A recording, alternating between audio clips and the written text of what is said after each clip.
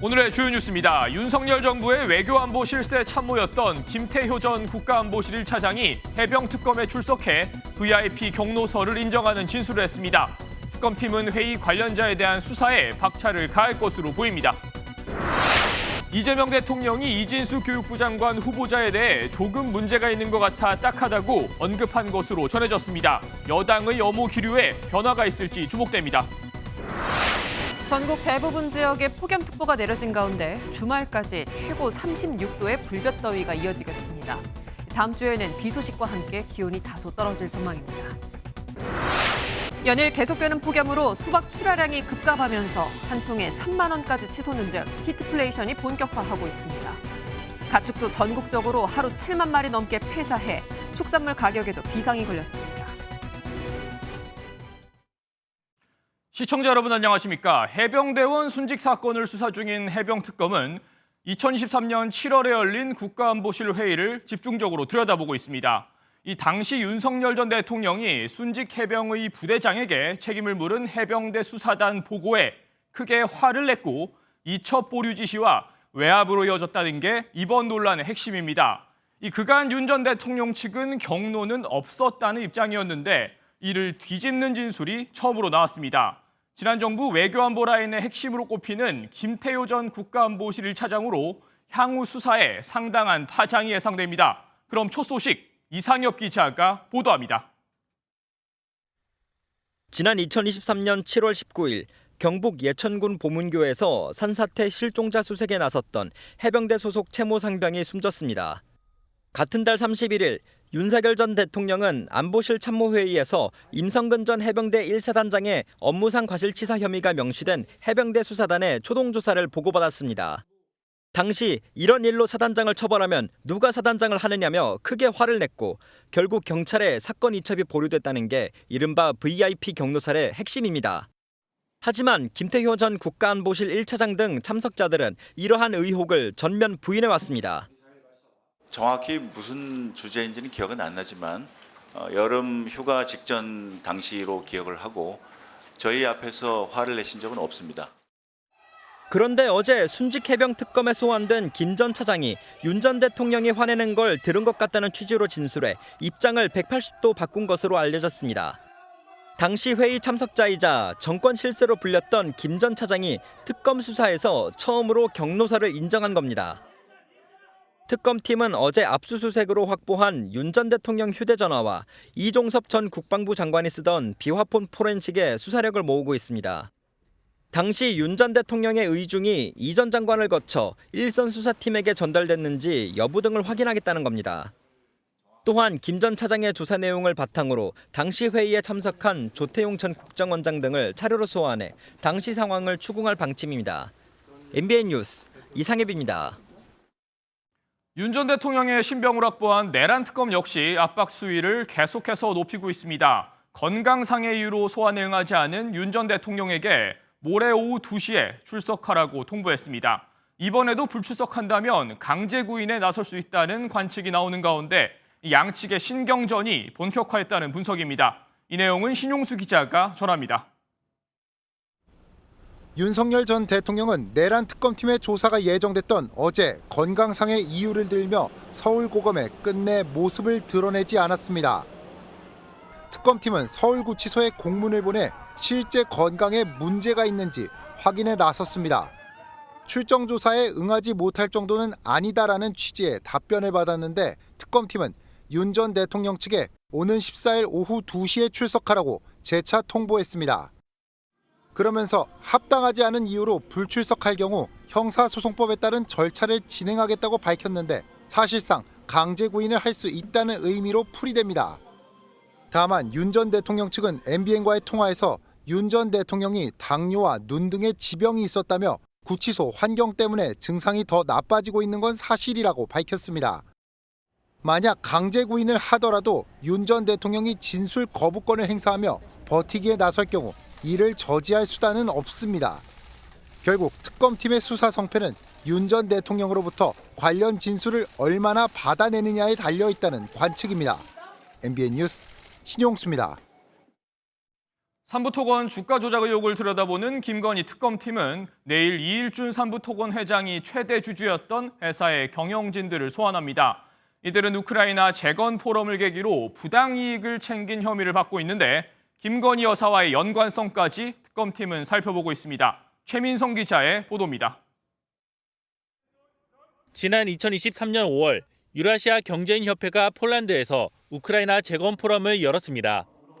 이 포럼에 참석한 삼부토건이 재건 사업을 추진할 것처럼 투자자들을 속여 주가를 띄운 뒤 보유한 주식을 팔아 부당이득을 챙겼다는 게 의혹의 핵심입니다.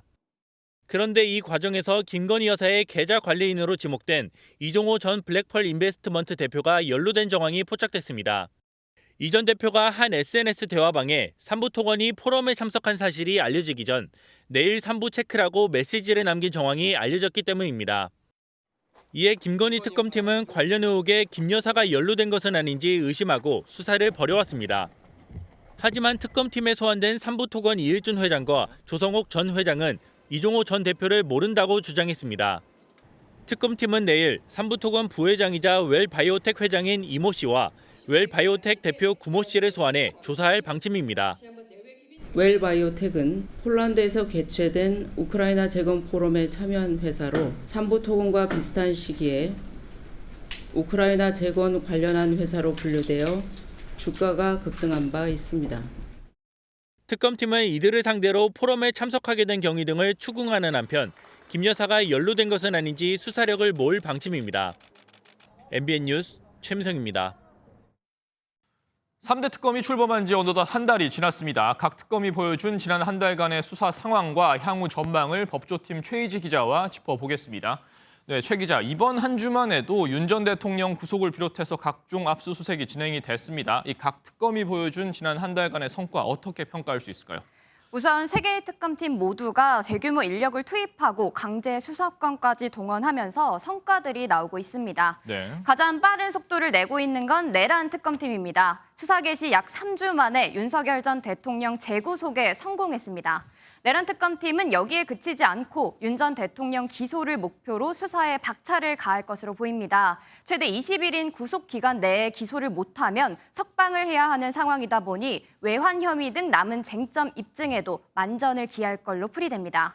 가장 많은 의혹을 수사 중인 김건희 특검에서도 최근 수사 범위를 확대하며 이른바 집사 게이트 수사를 본격화하고 있습니다. 네. 수사 대상이 맞는지를 두고 난관에 봉착하기도 했지만 김건희 여사의 최측근을 둘러싼 권력형 비리 실체 규명에 한 걸음 더 다가섰다는 평가입니다. 네, 3특검이 동시다발적으로 속도를 내는 모습인데 이 주요 피의자들의 진술이 바뀌는 성과도 있지 않았습니까? 네, 맞습니다. 가장 큰 성과는 앞서 리포트에서도 전해드린 김태우 전 국가안보실 1차장의 진술 변화로 보입니다. 네. 김 차장은 경로살 진원지로 불리는 회의에 참석해 현장을 직접 목격한 인물인데요. 핵심 인물이 직접 화내는 것을 봤다라고 증명을 하면서 사실관계가 묘연했던 VIP 경로설의 실체가 명확해졌다고 볼 수 있습니다. 이 진술을 토대로 해병특검 수사가 급 물살을 탈 걸로 보입니다. 네. 윤 전 대통령 재구속의 결정타가 됐던 김성훈 전 대통령경호처 차장의 진술 번복도 있었죠. 김 전 차장은 앞서 윤 전 대통령의 체포영장 집행 방해 지시를 부인했었는데 특검 조사에서는 범행을 인정하는 취지로 진술을 번복했습니다. 덕분에 내란 특검팀이 윤 전 대통령 구인에 성공할 수 있었다는 분석도 나왔었습니다. 네, 그렇지 않아도 구속 수감된 윤 전 대통령 이 구치소 생활에 상당한 어려움을 나타내고 있다고요? 네, 윤 전 대통령이 서울 구치소에 수감된 지 오늘로 3일 차인데요. 네. 윤 전 대통령 측에서는 무더위 속에 에어컨이 없어 힘들어한다거나 당뇨로 식사에 어려움이 있다는 등 어려움을 호소 중입니다. 특히 김계리 변호사는 윤 전 대통령이 돈 한 푼 없이 들어가셔서 아무것도 못 사고 계신다라며 SNS를 통해 영치금 계좌를 공개하고 지지자들의 동참을 독려하기도 했습니다.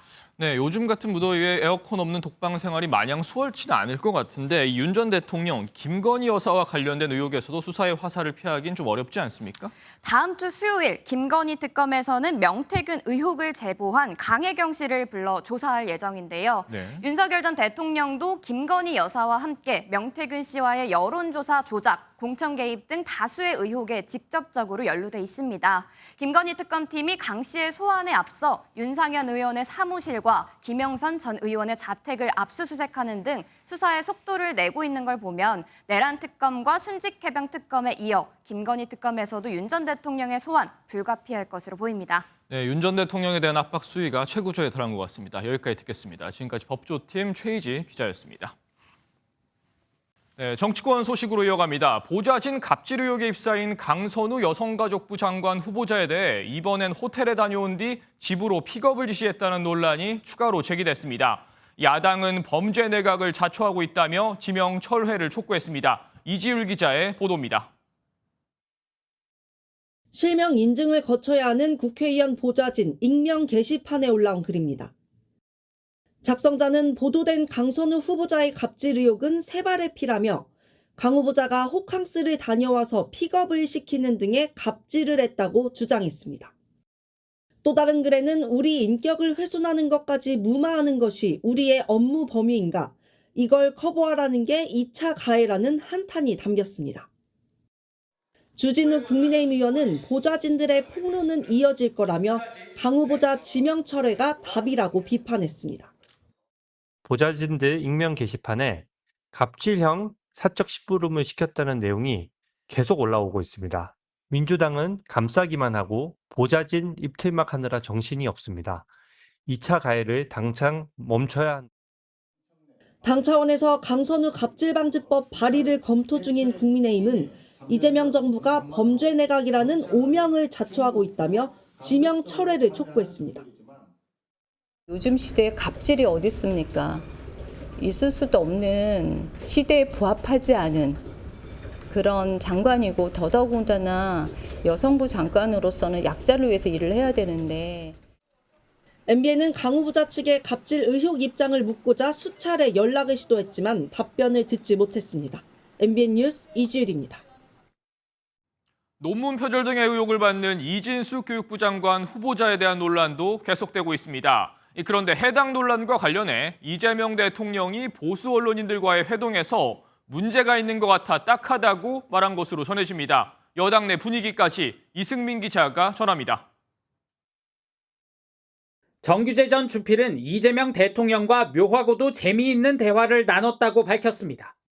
2시간가량 국정 전반에 대해 많은 이야기를 나눴는데 이진숙 교육부 장관 후보자 논란에 대한 이야기도 있었다고 전했습니다. 이 대통령이 이 후보자의 논문 표절 의혹 등과 관련해 문제가 있다고 언급했다는 겁니다. 추천을 받아가지고 그냥 처리가 된 건데, 좀 문제가 있는 것 같아서 좀 자기도 딱하다 이런 얘기를 좀 하고 그랬습니다.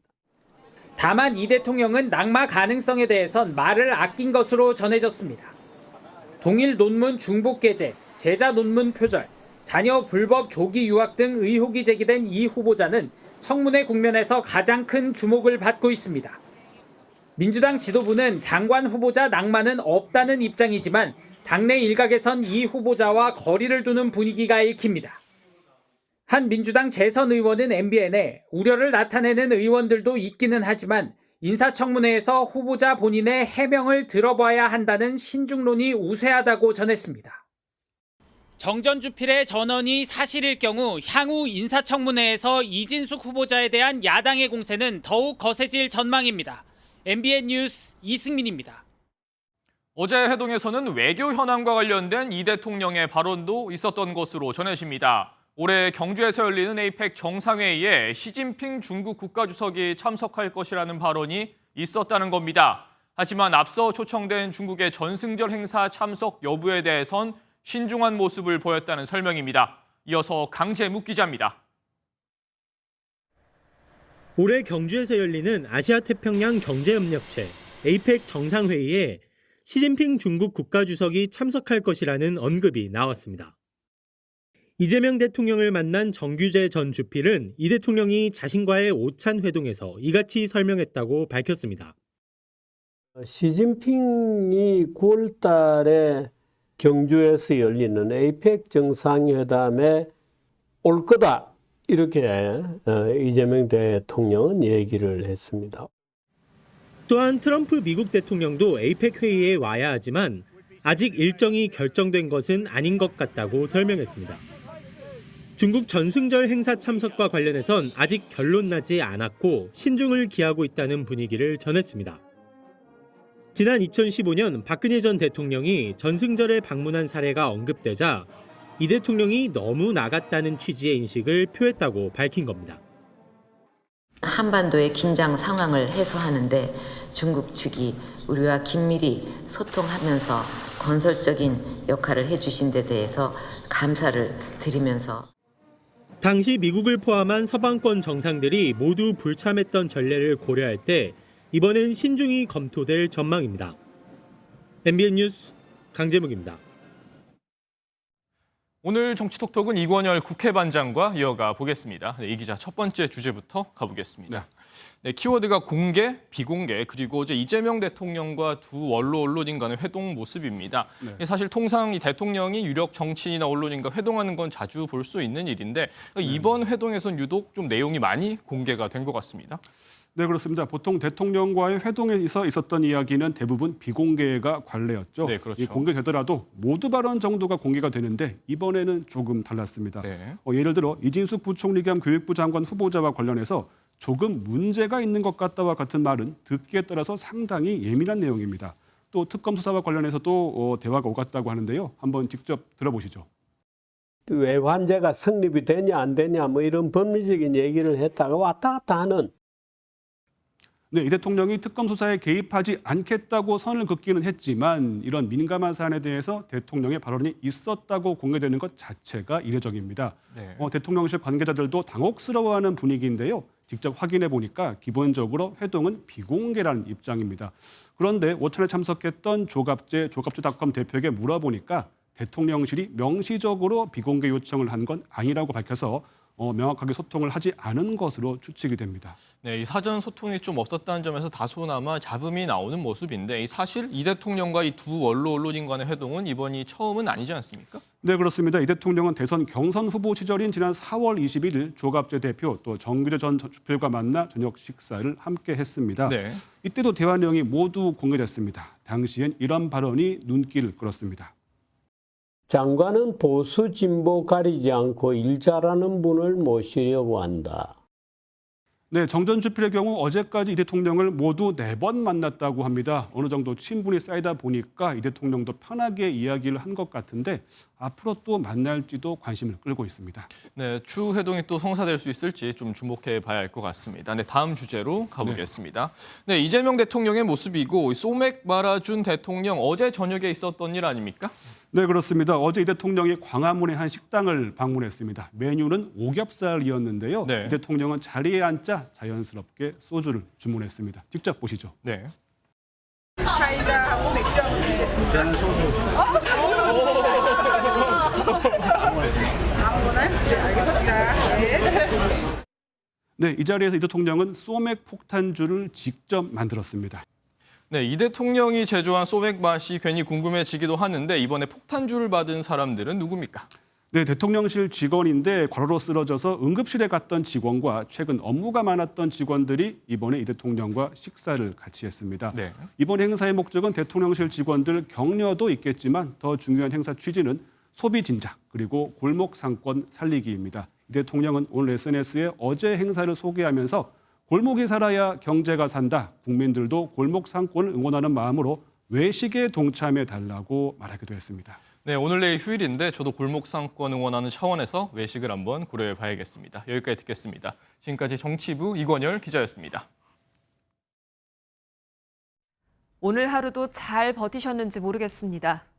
바깥에 나가도 그늘 찾아 산만리였던 오늘, 찜통더위는 오늘도 어김없었습니다. 그나마 다행인 건 다음 주엔 비도 오고요. 무더위가 살짝 누그러진다는 소식입니다. 최은미 기자가 전해드리겠습니다. 폭염을 피해 달려온 수영장. 시원한 물속을 떠다니며 잠시나마 푹푹 찌는 무더위를 피해봅니다. 물속은 시원해요? 네! 그러나 그러나 물 밖으로 나오면 타들어갈 듯 뜨거운 땅의 열기를 감당해야 합니다. 바닥이 너무 뜨겁고 발이 탈 뻔했어요. 안에서는 시원했는데 밖에 나오니까 너무 더워서 빨리 수영장에 들어가고 싶어요. 주말에도 무더위는 계속됐습니다. 전국이 대체로 맑은 가운데 최고 기온은 평년보다 높은 27도에서 36도를 기록했습니다. 다음 주부터는 좀 나아집니다. 이번 주 내내 한반도를 펄펄 끓게 했던 열돔 현상이 다음 주 초부터 점차 해소되기 때문입니다. 열돔 현상을 일으켰던 기압계에 균열이 생기며 더위의 기세가 다소 누그러들 거라는 설명입니다. 비 소식도 있습니다. 2월 새벽에 전남에서 비가 시작되어 점차 확대되겠고 밤에는 전국 대부분 지역에 비가 오겠습니다. 비가 내리는 지역의 폭염특보는 차차 해제되겠습니다.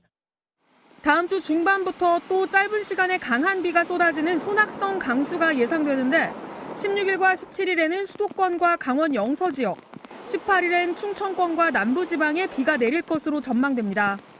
MBN 뉴스 최은미입니다. 네, 더위 피해서 지하로 가면 조금 나으려나 싶은데 그렇지 않은 곳이 있습니다. 서울 지하철역 276곳 중에 51곳은 냉방시설이 없습니다. 그렇다 보니 출퇴근길 시민들은 열차 기다리다가 녹초가 되기 일쑤인데 당장 냉방시설을 갖출 수도 없다고 하니 참 걱정입니다. 전민석 기자가 현장 취재했습니다. 한 시민이 지하철을 기다리며 연신 부채질을 합니다. 실내지만 온도계는 32도를 가리킵니다. 냉난방 시설이 없는 경복궁역입니다. 더워요. 더운 건데. 3분쯤 기다려 열차에 오르니 달라진 공기에 탄성이 터집니다. 너무 시원해요. 바깥하고 너무 차이 나는데. 온종일 후텁지근한 여간에 머물러야 하는 상인들은 더 고역입니다. 엄청 덥죠. 손님들이 여기 와서 장사를 어떻게 하냐고 그러지. 이렇게 더운데. 서울 시내 지하철역 276곳 가운데 18.5%인 51곳에 냉난방 시설이 제대로 마련돼 있지 않습니다. 지금 여긴 서울 지하철 2호선 아현역입니다. 지금 실내 냉방이 전혀 안 되고 있기 때문에 실내 온도는 32도까지 올라가 있는 상태입니다. 반면 냉방이 되고 있는 서울 지하철 245호선 동대문 역사문화공원역은 지금 실내 온도가 26도 정도 돼서 온도가 6도 가까이 차이가 납니다. 지하철역이 덥다는 민원은 지난해 29만 9천 건으로 2년 사이 10만 건 넘게 늘었습니다.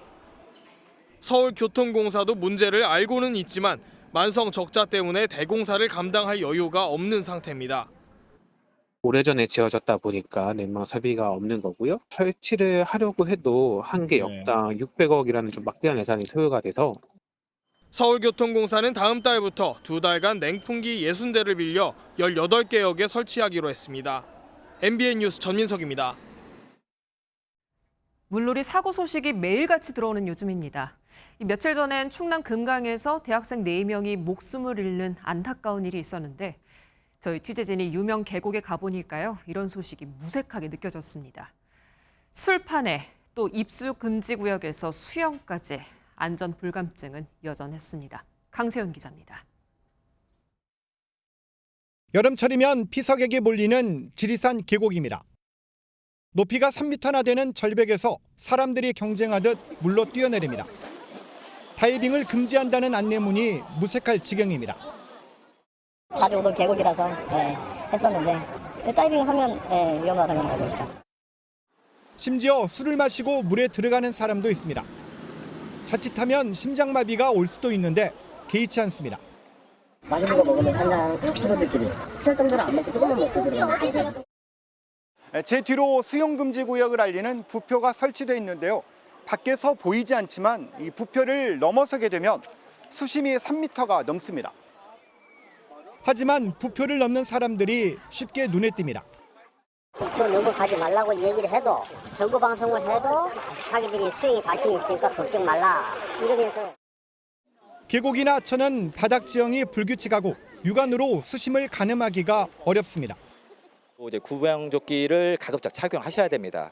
그리고 아이들 같은 경우는 보호자의 시선 안에서 놀 수 있게 해주고. 최근 5년간 물놀이 사망자는 112명. 이 가운데 64%는 계곡과 하천에서 목숨을 잃었습니다. MBN 뉴스 강세훈입니다. 미국으로부터 높은 관세율을 통보받은 동맹국들 사이에서 참을 수 없다는 반발 기류가 확산하고 있습니다. 하지만 트럼프 미국 대통령은 친구가 적보다 더 나빴다며 통상 마찰 책임을 사실상 동맹국들에게 돌렸는데요. 워싱턴에서 강영국 특파원이 보도합니다. 미국의 관세 수입이 급증하자 트럼프 대통령의 발언 수위도 높아졌습니다. 지난달 미국의 관세 수입은 우리 돈 약 38조 원을 기록해 지난해 같은 기간보다 4배나 늘어난 역대 최고치를 기록했습니다. 특히 트럼프 대통령은 동맹국에 대해서 한층 더 직설적인 비판을 쏟아냈습니다. Both friend and foe, and frankly the friends have been worse than the foes in many cases. So I would say just keep working. It's all going to work out. 8월 1일 관세 발효 시한을 앞두고 각국은 협상에 총력을 기울이고 있지만 동시에 반발 기류도 확산하고 있습니다. 특히 50% 관세 폭탄을 맞은 브라질은 미국과의 무역 포기 가능성까지 시사하며 강경 대응 방침을 밝혔습니다. Vou tentar brigar em todas as esferas para que não venha taxação. Taxou aqui, a gente taxa lá. Taxou aqui, a gente taxa lá. 일본 역시 수차례 협상에도 관세가 25%까지 인상되자 참을 수 없다며 공개적으로 불만을 드러냈습니다. 우리나라를 비롯한 상당수 국가는 감정적 대응을 자제하면서 관세 발효 전까지 협상에 집중하겠다는 입장입니다. 한편 이번 관세 전쟁의 최대 분기점은 미국과 유럽연합 간 무역 합의 성사 여부에 달렸다는 분석입니다. 트럼프 대통령의 메시지는 점점 더 구체적이고 노골적으로 변하고 있습니다. 그리고 그 화살은 동맹국들을 향하고 있습니다. 워싱턴에서 MBN 뉴스 강영구입니다. 오늘 일본 언론이 북한과 중국이 평양과 베이징 여객열차의 운행 중단 5년 만에 재개를 합의했다고 보도했습니다. 그리고 북한을 방문한 라브로프 러시아 외무장관이 김정은 국무위원장에게 북러 정상회담을 희망한다고 전달했다는 소식이 조금 전에 나왔습니다. 박상호 기자입니다. NHK는 복수의 소식통을 인용해 북한과 중국이 평양과 베이징을 잇는 여객열차 운행 재개에 합의했다고 보도했습니다. 양국의 철도 당국이 막판 조율 중이라며 이르면 다음 달 운행이 재개될 것으로 전망했습니다. 북중은 코로나19 확산을 계기로 지난 2020년 1월부로 철도 운행을 중단했었는데 5년여 만에 철길이 다시 열리게 되는 겁니다. 두 나라는 러시아 우크라이나 전쟁에 북한이 병력 파병을 결정하면서 조금씩 멀어지기 시작했습니다. 북한은 러시아와는 밀착 행보를 보인 반면 혈맹 관계였던 중국과는 일정한 거리를 둬왔습니다. 북한도 그렇고 중국도 그렇고 공식적인 입장이 양국 관계에 그런 어떤 적극성을 띠는 모습은 보이지 않고 있는 것은 맞습니다. 이 열차가 그 신호탄이 될지는 우리가 조금 지켜볼 필요는 있다고 생각합니다. 이런 가운데 북한은 러시아와 외무장관 회담을 갖고 밀착 관계를 또 한 번 과시했습니다. 북한을 방문한 세르게이 라브로프 러시아 외무부 장관은 강원도 원산에서 최선희 북한 외무상과 2차 전략 대화를 갖고 협력 강화 의지를 재차 밝혔습니다. MBN 뉴스 박상호입니다. 사람도 버티기 힘든 더위인데 채소도 가축도 당해낼 재간이 없어 보입니다. 무더위가 밥상 물가를 또 한 번 자극하고 있습니다. 수박 한 통에 3만 원, 또 닭이 폐사하고 있어서 닭고기 값도 오를 것으로 보입니다. 구경호 기자입니다. 어제 찾은 서울 한 대형마트의 수박 매대. 원가 3만 원 이상인 수박을 카드 할인으로 10,000원 깎아준다고 하자 사람들이 모여듭니다.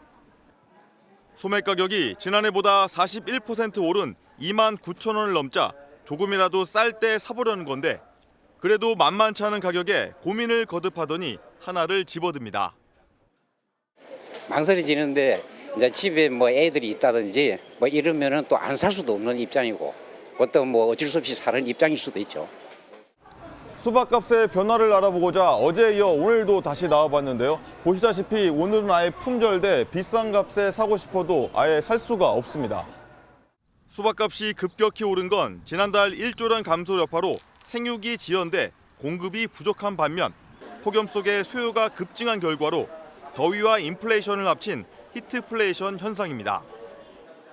오이와 애호박 등도 폭염 속에 수확량이 줄면서 가격이 지난해보다 20% 넘게 오르는 등 히트플레이션이 본격화하는 분위기입니다. 폭염을 견디지 못해 가축은 폐사가 잇따르는데 특히 그제 하루만 8만 마리 가까이 폐사했습니다. 이 가운데 닭이 대다수를 차지해 향후 닭고기값 인상으로 이어지지 않을까 우려됩니다. 가축은 지난 5월부터 그제까지 60만여 마리가 폐사했는데 지난해 같은 기간보다 11배 늘어난 수치입니다. MBN 뉴스 구경입니다. 얼마 전 한 대형마트에서 60대 근로자가 무더위에 쓰러져 숨지는 일이 있었는데요. 경찰과 고용당국이 중대재해처벌법을 적용할지 검토에 들어갔습니다. 이런 불행한 사고를 막고자 다음 주부터는 체감온도가 33도가 넘으면 2시간마다 20분씩 쉬도록 규정도 바뀝니다. 추성남 기자입니다. 경기도 고양의 한 대형마트입니다. 지난 8일 밤 9시 30분쯤 카트를 정리하던 60대 근로자가 쓰러졌습니다. 곧바로 병원으로 옮겨졌지만 안타깝게도 숨을 거뒀습니다. 사고 당일 밤 기온은 27.5도로 열대야가 이어지고 있었습니다. 60대 근로자가 쓰러진 장소는 이곳 지하 2층 주차장이었는데요. 실내지만 온도가 32도, 체감 온도는 무려 38도가 넘습니다. 경찰은 업체 과실 여부를 파악하고자 국립과학수사연구원에 부검을 의뢰했고 외견상 사망 원인을 확인하기 어렵다는 1차 소견을 받았습니다. 1차 소견은 사망에 이를 만한 그런 걸 발견할 수 없다. 그래서 정밀 부검을 좀 해봐야 되겠다. 이렇게 나왔어요. 사망 원인과 그 인과관계가 좀 나와야 되니까. 고용당국도 무더운 날씨에 주목하는 가운데 중대재해 처벌 등에 관한 법률 위반 가능성을 염두에 두고 조사하고 있습니다. 온열 사망 사고를 막고자 다음 주부터는 체감 온도가 33도를 넘으면 2시간마다 20분 휴식이 의무화됩니다. 위반하면 5년 이하 징역 또는 5천만 원 이하의 벌금에 처해집니다. MBN 뉴스 추성남입니다. 요즘 MZ세대들의 핫플레이스는 어딘지 알아두셔도 좋겠죠. 이 온라인 게임 무대를 현실에 그대로 옮긴 장소가 요즘 인기라고 합니다. 게임을 다채롭게 경험할 수 있다고 하니까요. 주말 사이에 어디 가볼까 계획하신다면 이번 기사 참고하셔도 좋겠습니다. 민지숙 기자입니다. 서울 성수동의 한 건물 앞 대형 전투용 헬멧이 시선을 사로잡습니다. 비행기에서 뛰어내려 전투를 시작하는 온라인 게임 속 세상을 그대로 옮겨놨습니다.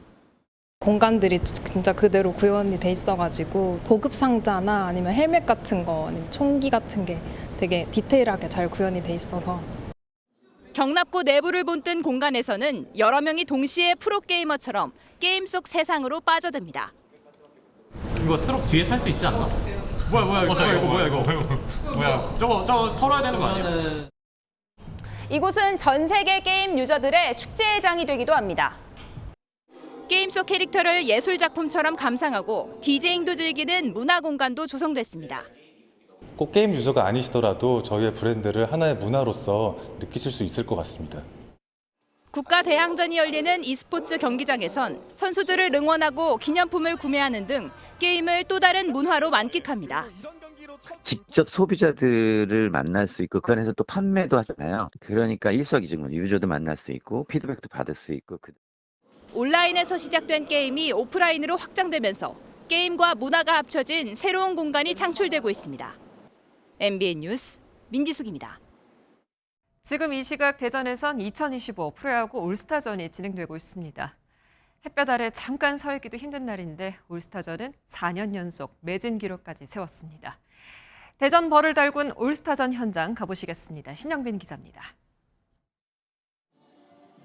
한낮 최고 기온 34도, 뜨거운 대전의 햇볕에 부채부터 선풍기까지 총동원됐습니다. 오랜 시간 줄을 서며 입장을 기다린 팬들.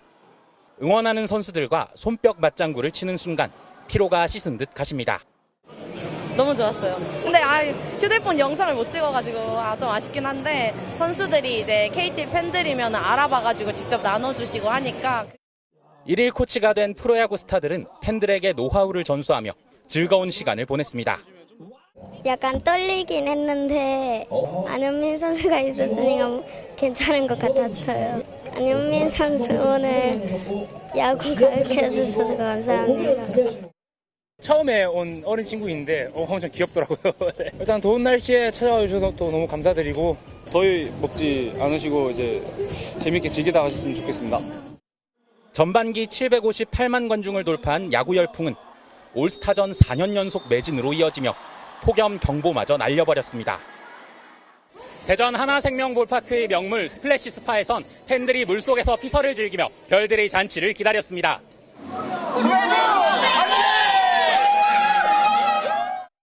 1200만 관중을 향해 달리는 프로야구는 잠시 휴식기를 가지고 오는 17일부터 치열한 후반기 순위 싸움에 돌입합니다. MBN 뉴스 신영빈입니다. 한반도 선사시대 문화의 걸작인 울산 반구천의 암각화가 유네스코 세계유산에 등재됐습니다. 유네스코 세계유산위원회는 제47차 회의에서 우리 정부가 신청한 반구천의 암각화의 세계유산 목록 등재를 결정했습니다. 이에 따라 우리나라는 1995년 석굴암 불국사, 해인사 장경판전과 종묘 이후 모두 17건의 세계유산을 보유하게 됐습니다. 노벨상 수상자가 오늘 부산을 찾아 청소년을 대상으로 무료 강연회를 열었습니다. 호암재단이 주최한 이번 행사에는 2023년 노벨 화학상 수상자인 모운지 바웬디 매사추세츠 공대 석좌 교수와 2012년 삼성 호암상 수상자인 현택환 서울대 석좌 교수가 각각 퀀텀닷과 나노기술을 주제로 강연했습니다. 내일은 저기압의 영향으로 전국 대부분 지역에 비가 내리겠습니다. 오전에 호남과 경남을 시작으로 오후에는 그 밖에 남부와 충청 지역으로 확대되겠고요. 밤에는 전국에서 비가 내리겠습니다. 비는 모레까지 이어지겠고요. 이틀간 강원 영동과 영남, 제주에 최고 80에서 100mm 이상, 충청과 호남에 최고 60mm, 수도권과 강원 영서에도 최고 40mm의 비가 예상됩니다. 특히 남부지방과 강원 영동에는 돌풍과 벼락을 동반한 시간당 30mm 이상의 강한 비가 쏟아질 수 있어 주의하셔야겠습니다. 비가 내려도 더위는 여전하겠습니다. 내일 서울의 낮 기온 35도로 오늘만큼 덥겠고요. 그동안 더위가 주춤했던 동해안 지역도 포항이 34도까지 오르겠습니다. 내일 그 밖의 지역도 살펴보시면 중부지방 춘천과 대전의 낮 기온 34도, 남부지방도 대구의 낮 기온이 35도까지 오르겠습니다. 다음 주 중반에는 다시 수도권과 강원 영서에, 후반에는 충청과 남부지방에 비가 내리겠고요. 폭염도 점차 누그러지겠습니다. 날씨였습니다. 산림청이 선정한 100대 명품 숲, 오늘 영상에 담은 곳은 경북 영덕의 메타 세코이아 숲입니다. 네, 청량한 기운 느껴보시기 바라면서 저희는 여기서 인사드리겠습니다. 편안하게 주무시기 바랍니다. 고맙습니다.